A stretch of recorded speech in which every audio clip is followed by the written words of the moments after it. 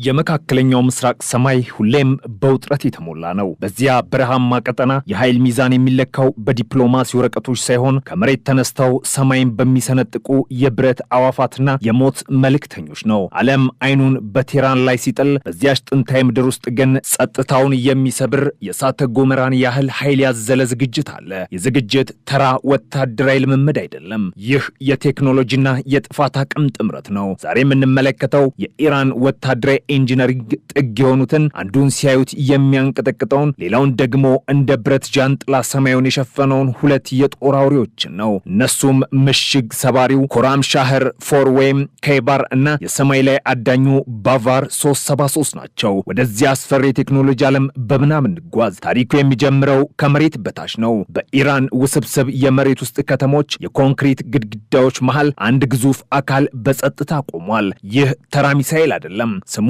ኮራም ሻህር 4 ይባላል። ቅጽል ስሙ ደግሞ ከይባር ነው። ስሙ ብቻውን መልእክት ነው። በታሪክ ከይባር ማለት የማይደፈሩ ምሽጎች የተሰባበሩበት ጦርነት ማስታወሻ ነው። ኢራን ይህንን ስም ለዚህ ሚሳኤል ስትሰጥ በዓለም ላይ ሊመክት የሚችል ምሽግ የለም ማለቷም ነበር። ይህ ሚሳኤል ሲታይ ቁመቱ እንደ ዘበኛ የረዘመ፣ ግዝፈቱ እንደ ቋጥኝ የከበደ ነው። ነገር ግን ዋናው ሚስጥሩ ያለው በውስጡ በታመቀው ቴክኖሎጂ ላይ ነው። ከይባር የኢራን ባላስቲክ ሚሳኤል ፕሮግራም አዲስ ምዕራፍ። ቀደም ሲል የነበሩ ሚሳኤሎች ለመተኮስ ሰዓታትን የሚፈጁ፣ ፈሳሽ ነዳጅ ለመሙላት ጊዜ የሚወስዱ ነበሩ።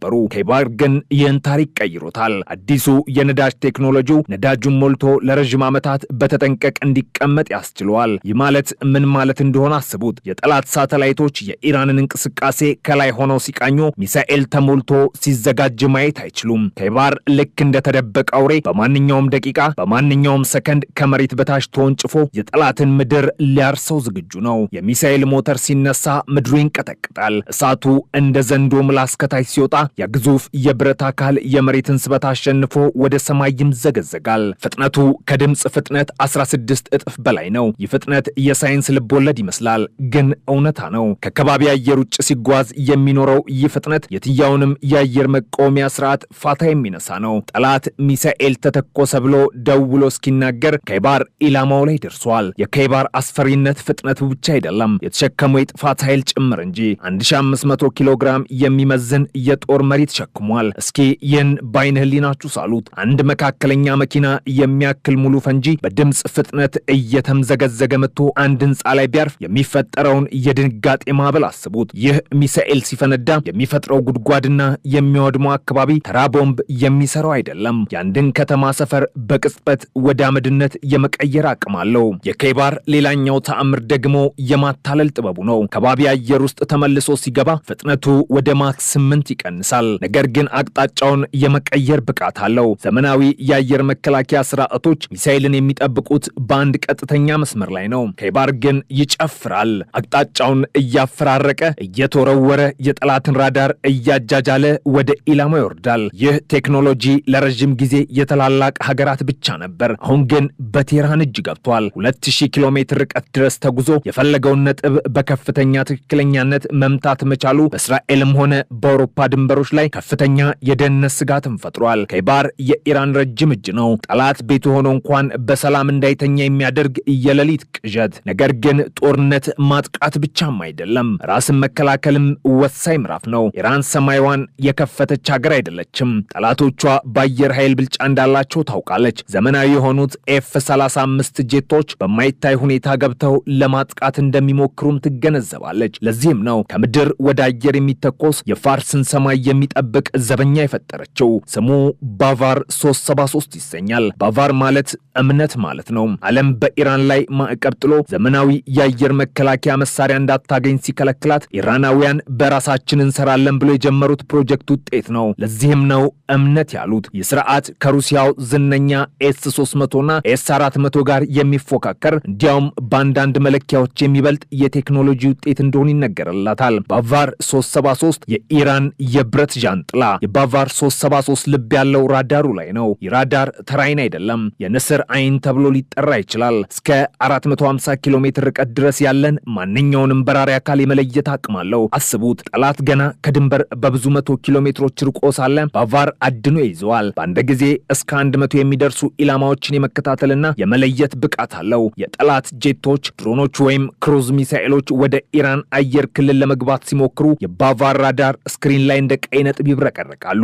ምንም የሚደበቅ ነገር የለም። ጄቶች ወይም ላይን የማይታዩ የተባሉ አውሮፕላኖች እንኳን ለዚህ ራዳር ዝግ ናቸው። አንዴ ኢላማው ከተለየ በኋላ ተረኛ የሚሆነው ሳያድ ፎርቤ የተሰኘው ሚሳኤል ነው። ይህ ከባቫር 373 የሚተኮሰው ሚሳኤል የሞት ቀስት ነው። ኢላማውን በ300 ኪሎ ሜትር ርቀት ውስጥ የመምታትና የማውደም ብቃት አለው። እስኪያስቡት ፓይሌቱ ገና ኢላማው የት እንዳለ ሳይለይ ከ300 ኪሎ ሜትር ርቀት ላይ በሚመጣ ሚሳኤል ህይወቱ ሊያልፍ ይችላል። ሳያድ ሚሳኤል በጠጣር ነዳጅ የሚሰራ ከፍተኛ የመንቀሳቀስ ብቃት ያለውና የጠላትን ማምለጫ ዘዴዎች ሰብሮ የሚገባ ነው።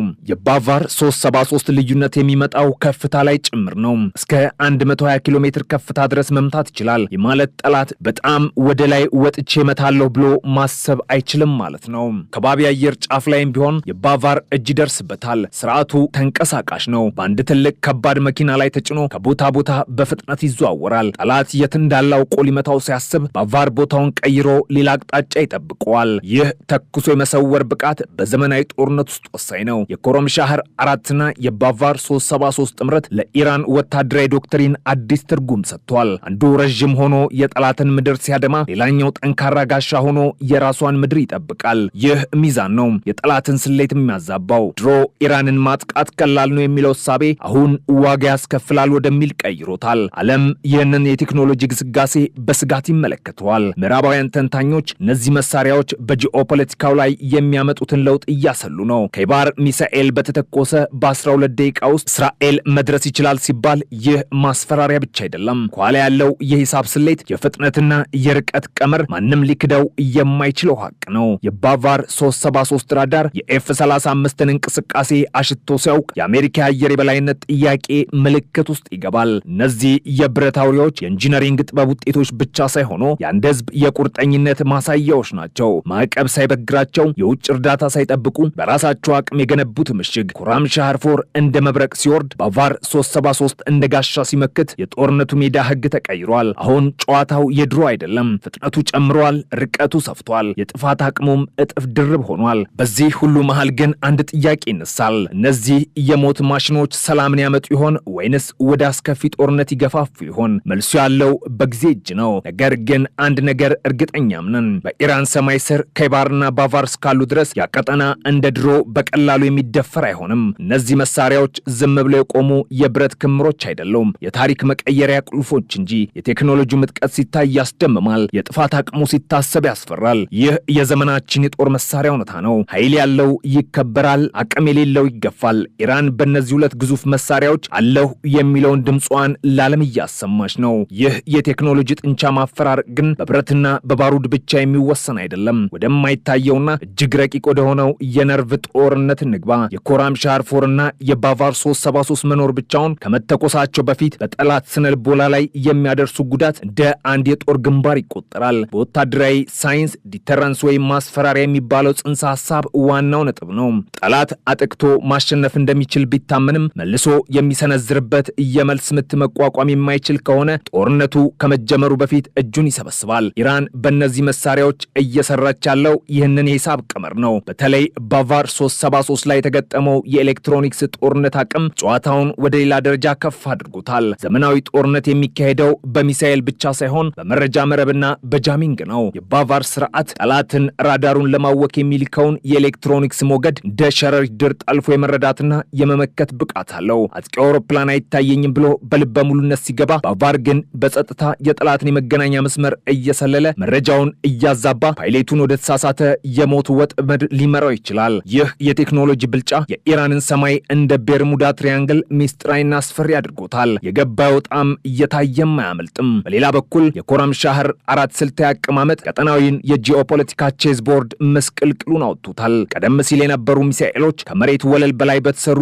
ማስወንጨፊያዎች ላይ ስለነበሩ ጠላት በሳተላይት አይቶ ቀድሞ ሊያጠፋቸው ይችል ነበር። ኮራም ሻህርፎር ግን የመሬት ውስጥ ከተሞች ውጤት ነው። በተራራዎች ሆድ ውስጥ በብዙ መቶ ሜትሮች ጥልቀት በተቆፈሩ ዋሻዎች ውስጥ ተደብቋል። ያቺ የምጽአት ቀን እስክትመጣ ድረስ በጨለማ ውስጥ ይተኛል። ትእዛዝ ሲሰጠው ግን የተራራው ጫፍ ተከፍቶ እንደ እሳተ ገሞራ ተወንጭፎ ይወጣል። ይህ ሰከንድ ስትራይክ ካፓቢሊቲ ወይም ጠላት ቀድሞ ቢያጠቃም ተርፎ የመልስ ምት የመስጠት አቅም የኢራንን ጠላቶች እንቅልፍ የሚነሳ ዋናው ጉዳይ ነው። አንተ ብትመታም ከፍርስራሹ ስር ወጥቶ የሚያጠፋ ኃይል እንዳለ ማወቅ የብደት እርምጃ ከመውሰድ ይገታል። ነገሩ በዚህ ብቻ አበቃም። እነዚህ መሳሪያዎች ከዘመናዊው የድሮን መንጋ ስትራቴጂ ጋር ሲዋሃዱ የሚፈጥሩት ቅንጅት የከፋ ነው። አስቡት፣ በአንድ ጊዜ 100 ሺህ ድሮኖች የጠላትን የአየር መከላከያ ለማጨናነቅ ቀድሞ ይላካሉ። ጠላት አይሮንዶም ወይም ፓትሪዮት ስርዓቶችን ድሮኖችን ለመምታት ሲጣደፉ ጥይታቸውን ሲጨርሱና ራዳሮቻቸው ሲጨናነቁ ዋናው ተዋናይ ኮረምሻር ፎር ከኋላ ይመጣል። ይህ አይነቱ የተቀናጀ ጥቃት የትኛውንም ዘመናዊ መከላከያ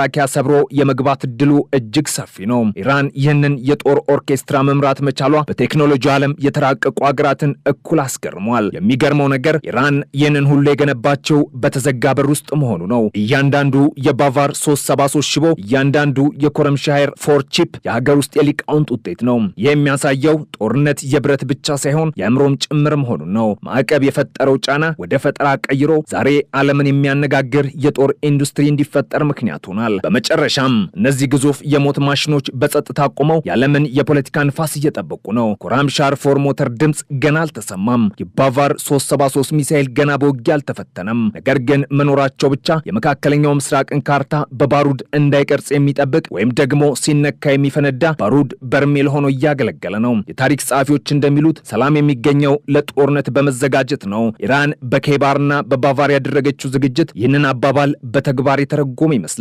የነገው ቀን ምን ይዞ እንደሚመጣ ማንም አያውቅም። ነገር ግን ሰማዩ ሲጨልም እነዚህ የብረት ዘበኞች አይናቸውን ሳይጨፍኑ እንደሚጠብቁ ግን እርግጥ ነው።